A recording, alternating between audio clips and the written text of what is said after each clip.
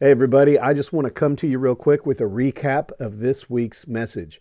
We were looking at the life of David, and we were seeing how David's life gives us a couple keys to victory in our own life. So, number one, if you're facing your own giant, if you're facing your own opposition that seems impossible, or number two, if you are trying to recover from a really bad day, a really bad situation, a major loss, and you haven't felt like you've been able to bounce back yet, we see keys in David's life to be able to get us to a place of victory. Number one, we saw when David faced Goliath, he understood that the difference between him and Goliath was covenant. David was in covenant with God.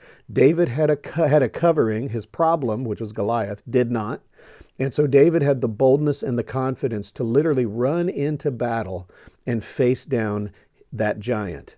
And that was a breakthrough for David. But we also learned that breakthrough is linked to follow through. So not only did David stop the giant with his sling, he ended the giant with the sword.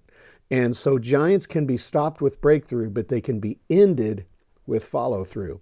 And so the giant is killed, Goliath is killed, the armies flee, and the men of Israel pursue, and they win an even greater victory. And so follow through follows breakthrough. Now, we also saw in David's life, when he had a really, really bad day, his houses were burned, his family was kidnapped, his belongings were destroyed, and his friends wanted to kill him. He was able to strengthen himself in the Lord. What an amazing thing. And it seems almost impossible when you have that kind of a day to be able to do that. But David does it. And we see as we read through the Psalms how David did that. Number one, the first step was to seek God. You seek God. You don't look in other areas. You don't look to other people. You seek God. You recognize and acknowledge that He is your source. He is your strong tower, your strength, and your help in time of need. And then number two, you speak life. Seek God, speak life. Life and death are in the power of the tongue. So you choose to speak life. Let the redeemed of the Lord say so. If you got a testimony, you speak it out.